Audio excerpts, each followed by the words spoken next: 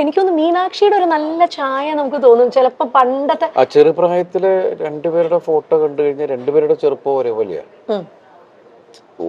നമുക്ക് തന്നെ പിന്നീട് കൺഫ്യൂഷൻ ആയിട്ടുണ്ട് എന്നുവെച്ചാൽ ഇതില് അങ്ങനെ വന്നൊരു ഒരു ടൈം ഉണ്ടായിരുന്നു. ഇപ്പൊ കുറച്ച് വ്യത്യാസമായി. ആൾക്കാർ വളരുമ്പോ അതിൻ്റെതായ കുറച്ച് നല്ല വ്യത്യാസങ്ങൾ. കുറുമ്പുണ്ടെന്ന് ദിലീപേട്ടൻ പറഞ്ഞിട്ടുണ്ടായിരുന്നു. ഇപ്പോഴും ഉണ്ടോ ദിലീപേട്ട? നല്ല കുറുമ്പാണ്. നല്ല കുറുമ്പ. ഇപ്പൊ കറക്ഷനൊക്കെ ഉണ്ട്. സ്കൂളിൽ പോയിട്ട് വരുന്ന സമയത്തുള്ള കറക്ഷനൊക്കെ ഉണ്ട്. ഇപ്പൊ ഞങ്ങള് ഒരു യാത്ര പോയിട്ടുണ്ടായിരുന്നു ഹോങ്കോങ്ങില്. അപ്പൊ അവിടെ പോയിട്ട് നിൽക്കുകയാണ്. അപ്പം ഞാൻ എന്തോ ആവശ്യത്തിന് വേണ്ടിയിട്ട് ലഗേജൊക്കെ ആയിട്ട് റാപ്പ് ചെയ്യാൻ വേണ്ടിയിട്ട് ഞാൻ അവിടെ പോയി എയർപോർട്ടിൽ. അപ്പം ഞാനിത് ചെയ്തിട്ട് വരണം. അപ്പം അതുവരെ അപ്പം നമ്മുടെ പുറകിൽ ആള് നിൽക്കുന്നുണ്ട്. അപ്പം പ്രായമായ ഒരു അപ്പൂപ്പനും അമ്മൂമ്മയും പിന്നെ നിൽക്കുന്നുണ്ട്.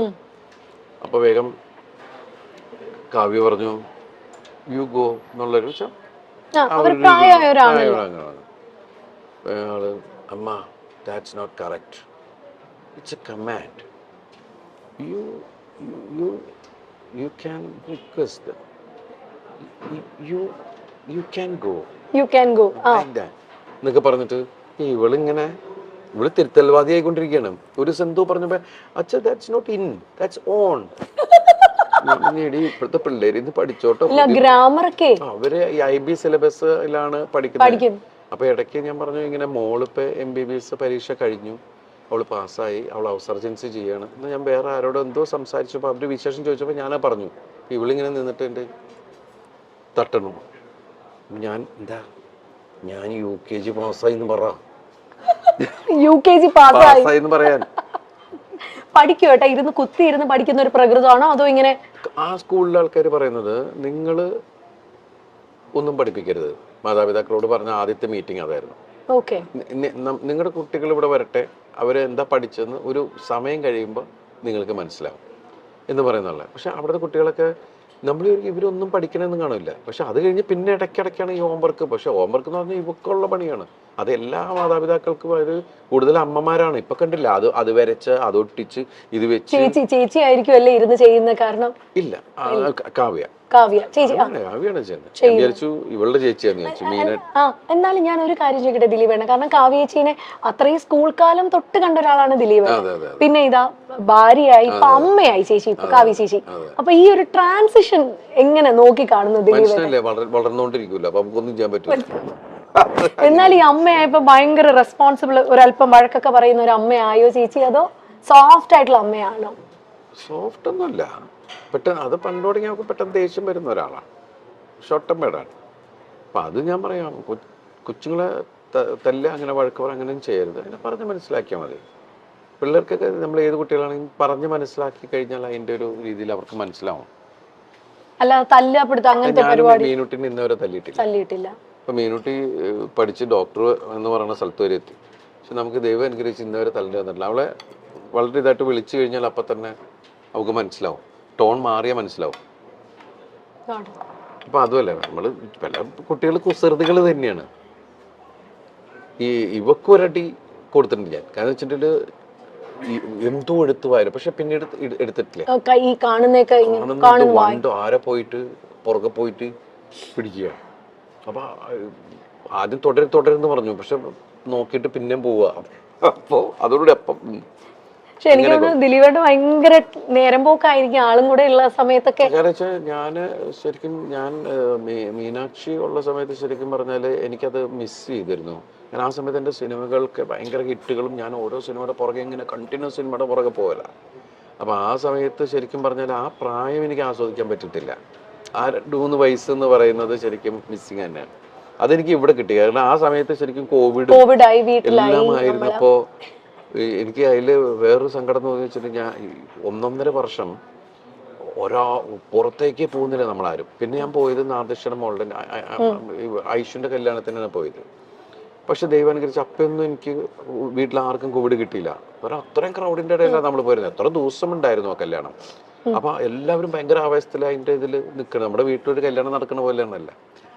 അത് കഴിഞ്ഞ് പിന്നെ വേറൊരു സ്ഥലത്ത് പോയപ്പോ എവിടെയോ ഒരു എന്തിനോ ഫംഗ്ഷന് പോയപ്പോഴാണ് എനിക്ക് കിട്ടിയോ എന്നൊരു സംശയം. ഞാനാണെങ്കിൽ അങ്ങനെ നോക്കി എല്ലാവരെ കുറിച്ച്, കാരണം ഞങ്ങൾ 10-13 പേര് ഒരു വീട്ടിലാണ്. അപ്പോൾ ഒരു സാധനം വന്നു കഴിഞ്ഞാൽ അതിനെ പിടിച്ച് മഞ്ഞളൊക്കെ മുക്കി മറ്റു എന്നൊക്കെ പറഞ്ഞ് ഒരുപാട് കാര്യങ്ങളൊക്കെ ചെയ്തിട്ടാണ് അടുക്കളയിലേക്കൊക്കെ പോണത്. അത് അങ്ങനെയൊക്കെ ഒരാളെ തൊട്ട് അപ്പം തന്നെ ഇത് അടിക്കുക. കൊച്ചൊക്കെ ശീലമായി ജനിച്ചപ്പം തുടങ്ങി ഈ സാധനമൊക്കെ കിട്ടിയിട്ട് അതൊക്കെ ഇങ്ങനെയൊക്കെ ഇത് കാണിക്കുന്നതാണ്. ഇങ്ങനെയായി. അതിനിടയ്ക്ക് ഞാൻ കൊണ്ടുവന്നു ഇത് വീട്ടിൽ കോവിഡ് ഞാൻ കൊണ്ടുവന്നു. അത് ഞാനാണ്. എന്നിട്ട് എല്ലാവരും ചിരി തുടങ്ങി. ഭയങ്കര സൂക്ഷ്മമായിട്ട് നോക്കിയിട്ട് ഞാൻ കൊണ്ടുവന്നു എന്ന് പറയും. എനിക്കാണെങ്കിൽ മറ്റത് പറഞ്ഞ കാര്യം ഐഡിയ എൻ്റെ പോയി എന്ന് പറഞ്ഞുകൊണ്ട് നമ്മൾ അലൻസിയറായിട്ടല്ലേ പറഞ്ഞു എന്ന് പറഞ്ഞ പോലെ നമ്മളിങ്ങനെ ഒന്നും മിണ്ടാൻ പറ്റാണ്ട് എല്ലാവരും ചിരിക്കുമ്പോ എന്താടാ ഉള്ള സംഭവം. അങ്ങനെ ഞങ്ങൾ 3 പേര് മാത്രമേ. അപ്പൊ ഈ ചെറുതും പെട്ടു, ചെറുതിനും പിടിച്ചു. അപ്പൊ പാവം 21 ദിവസം ഞങ്ങളുടെ മുറിക്കകത്താ, ഒരു മുറിക്കകത്ത്. അപ്പൊ 21 ദിവസം ഇരുന്നിട്ടാണ് പോയത്. അന്നൊക്കെ 21 ദിവസം ക്വാറന്റൈൻ ആയിരുന്നു അല്ലേ ഏട്ടാ? ശരിക്കും നമ്മളെന്താ വെച്ചാൽ അമ്മയുണ്ട്, താഴെ അമ്മയുണ്ട്. അപ്പൊ അതുകൊണ്ട് അമ്മയ്ക്കൊരു കുഴപ്പം. അമ്മയ്ക്ക് പ്രായമുള്ളതല്ലേ, എന്തെങ്കിലും പറ്റിക്കഴിഞ്ഞാലൊന്നും ഇയാളുടെ ഇതിനകത്ത് നമ്മൾ അവിടെ തന്നെ ഇങ്ങനെ ഇരുന്ന് ഇതാക്കിയിരുന്നു. അപ്പൊ ആ സമയത്തൊക്കെ നമ്മൾ ഇവരിങ്ങനെ വാച്ച് ചെയ്തോണ്ടിരിക്കലും ഒക്കെ ഉണ്ടല്ലോ. അപ്പൊ ഏതാണ്ട് രണ്ട് ആ സമയത്താണ്. അതുകൊണ്ട് വെച്ചാൽ എല്ലാവരും വീട്ടിലുള്ളതുകൊണ്ട് പെട്ടെന്ന് മലയാളം സംസാരിക്കാൻ. തങ്കമണിയുടെ റിലീസിനെ പറ്റിയൊക്കെ മഹാലക്ഷ്മി മീനാക്ഷി ഒക്കെ എന്നാ പറയുന്നു കേട്ടോ അവര്? അല്ല, എല്ലാവരും ഇപ്പൊ സോഷ്യൽ മീഡിയയിൽ ഇത് വരുന്ന മീനാക്ഷി ശരിക്കും നല്ല ആസ്വാദകയാണ്. ഇപ്പൊ എല്ലാ സിനിമകളും കാണും. ലിമിറ്റഡ് ആയിട്ട് മീനാക്ഷി സംസാരിക്കാറുള്ളൂ. അധികം സോഷ്യൽ മീഡിയയിൽ അങ്ങനെ വളരെ സൈലന്റ് ആണ്. എല്ലാ സ്ഥലത്തും കൂടുതൽ ലിസണറാണ്. എന്റെ പോലെയുള്ള ആള് തന്നെയാണ്. അങ്ങനെ എനിക്ക് തോന്നുന്നത് സ്വഭാവം കാവ്യയുടെ ഇവക്കുള്ളത്. അവള് ചെന്ന എവിടെയും ഭയങ്കര വർത്താനവും ആ ഏരിയ മൊത്തം അവളുടെ ഏരിയയിലാക്കി കളയും. എല്ലാ തമാശയൊക്കെ പറഞ്ഞ എല്ലാവരും അവളായിട്ട് ഒരു കംഫർട്ട് സോൺ ഉണ്ടാക്കി കളയും. അത് തന്നെയാണ് ഇവളുടെ സംഭവം. നമ്മൾ രണ്ടുപേരും വളരെ സൈലന്റ് ആൾക്കാരാ ശരിക്കും പറഞ്ഞു. അല്ല, എന്തായാലും അതുകൊണ്ട് ഭയങ്കരമായിട്ട് ബാലൻസ് ആയി. ഇപ്പൊ ദിലീപേട്ടന് വേണ്ടി ഇതേ വെജ് ആണ് കേട്ടോ ഏട്ടാ കൊണ്ടുവന്നേക്കുന്നേ. കഴിക്കട്ടെ, അതിന്റെ ഇടയിൽ ഞാൻ ആണ്. അല്ല, ദേപ്പുട്ടില് ഫുഡിന്റെ കാര്യം പറയണം. ഇവിടെ ഒരു ഭയങ്കര വൈഡ് റേഞ്ച് ഓഫ് മെനു ആണ് ഇവിടെ ദേപ്പുട്ടിലുള്ളത്. കാരണം ഞാനും കെട്ടിയനും കൂടെ വന്നാൽ ദിലീപേട്ട പുള്ളി എപ്പോഴും കഴിക്കുന്ന ഇലയിലൂണാണ്. ഇവിടുത്തെ ഇലയിലൂണ്. ദിലീപേട്ട ഏറ്റവും ഫേവറേറ്റ് ഫുഡ് ഏതാ? പണ്ട് എനിക്ക് അങ്ങനെ ഒന്നിലൂടെ പ്രത്യേകിച്ച് അങ്ങനെ ഒന്നിലൂടെ നല്ല ടേസ്റ്റ് ഉള്ളതെല്ലാം എടുക്കുക എന്നുള്ളത് തന്നെയാണ്.